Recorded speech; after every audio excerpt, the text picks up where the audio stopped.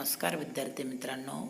क्रांतीवीर वसंतराव नारायणराव नाईक शिक्षण प्रसारक संस्था नाशिक संचलित माध्यमिक विद्यामंदिर बेळगाव, तालुका नांदगाव, जिल्हा नाशिक. आमचे मार्गदर्शक मुख्याध्यापक श्री बाबा अरबी सर तसंच उपशिक्षक श्री पवार सर आपल्या विद्यालयात सहर्ष स्वागत करीत आहेत.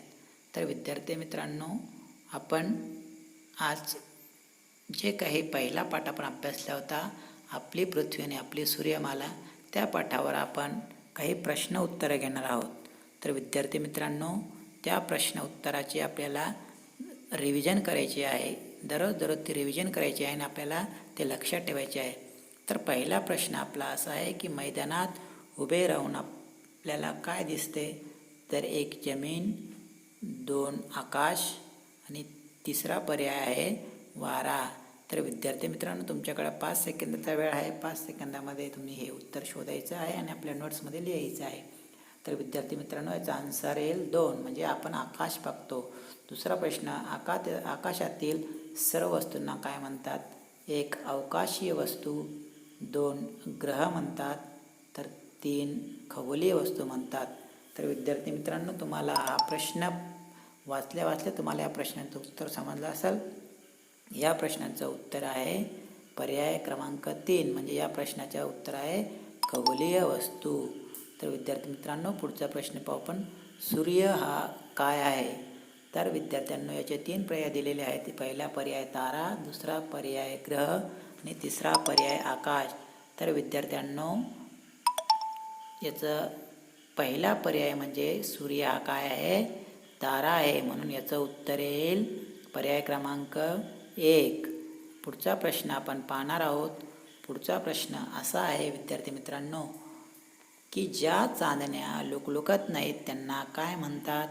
तर विद्यार्थ्यांनो, पहिला पर्याय म्हणजे तारे, दुसरा पर्याय म्हणजे ग्रह आणि तिसरा पर्याय सूर्य.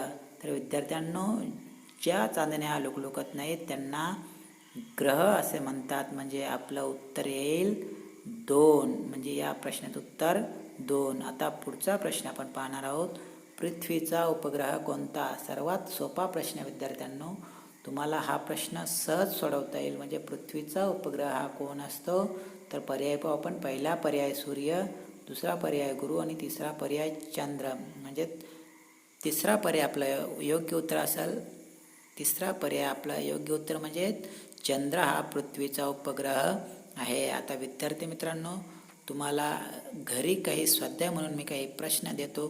ते प्रश्न तुम्ही नीट वाचून आपल्या नोटबुकमध्ये लिहून ठेवायचे आणि त्या प्रश्नाची उजळणी करायची. तर विद्यार्थ्यांनो, ते प्रश्न म्हणजे तुम्हाला स्वाध्याय म्हणून घरी दिलेले असतील आणि ते तुम्ही स्वाध्याय करायचा. त्यामध्ये पहिला प्रश्न असा आहे की परिभ्रमण म्हणजे काय? ते लिहा. दुसरा प्रश्न, उपग्रह म्हणजे काय? ते लिहा. तिसरा प्रश्न आहे आकाशगंगा यातील ग्रहांची नावे सांगा. चौथा प्रश्न, गुरुत्वाकर्षण म्हणजे काय? आणि 5वा प्रश्न विद्यार्थी मित्रांनो, राकेश शर्माविषयी थोडक्यात माहिती द्या. या 5ही प्रश्नांची तुम्ही आपल्या नोट्समध्ये या प्रश्नांची उत्तरं लिहायची. धन्यवाद. विद्यार्थी मित्रांनो, कोरोनाचे घरीच राहा आणि कोरोनाला आळा घाला. धन्यवाद.